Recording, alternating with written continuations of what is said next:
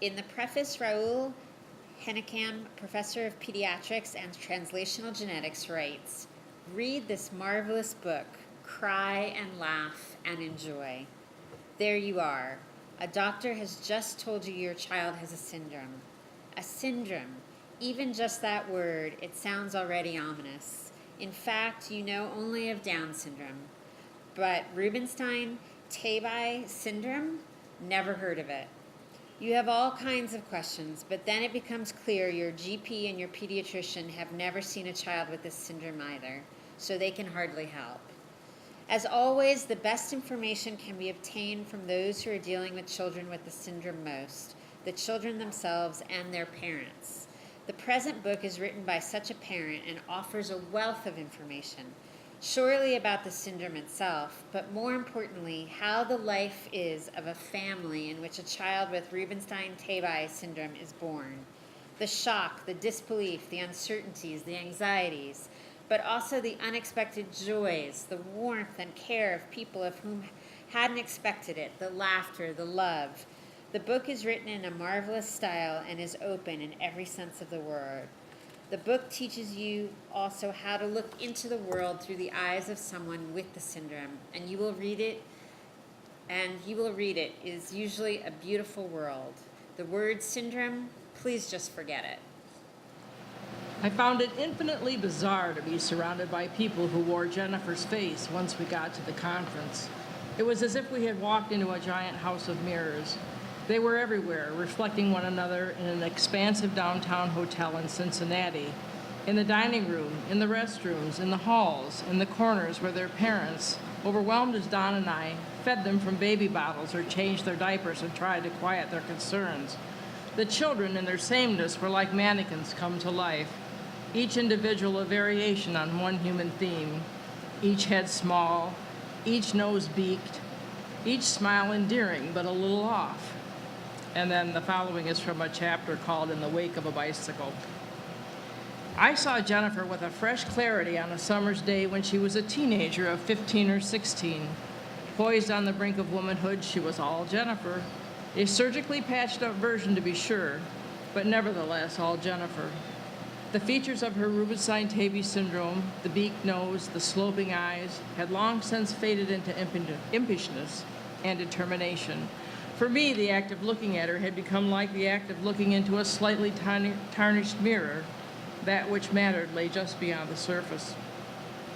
On this day, though, the reality that Jennifer's body was now fully developed was driven home in this singular image, which greeted me when I stepped out our front door. Jennifer wedged impossibly in her old hand-me-down, low-slung tricycle.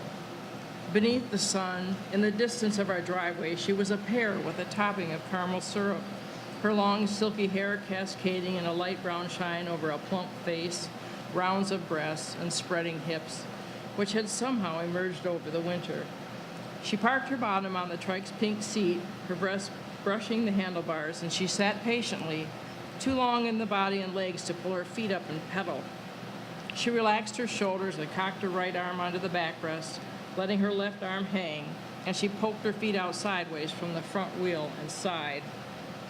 I knew she would sit without complaint and watch life pass if need be, but I could not bear to watch her be thus contained, to endure this loss of freedom.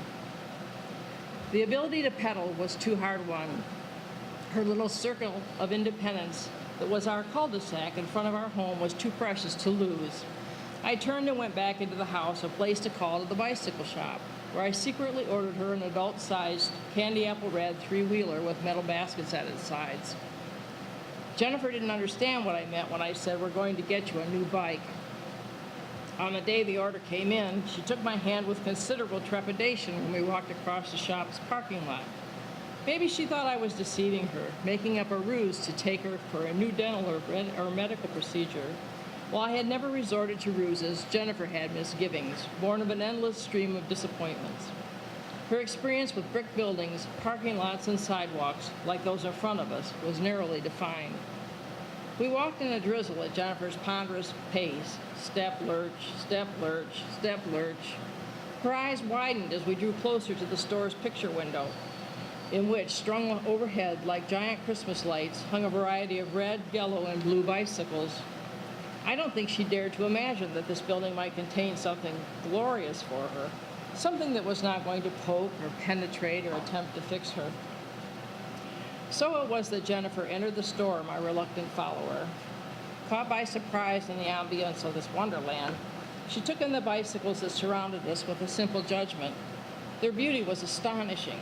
She relaxed and guessed that she could touch but not sample, and she dropped my hand and waddled up and down a few aisles. I stood back to watch her, saving her sudden, quiet pleasure. She stooped over the toddler training bikes and said, "Aw."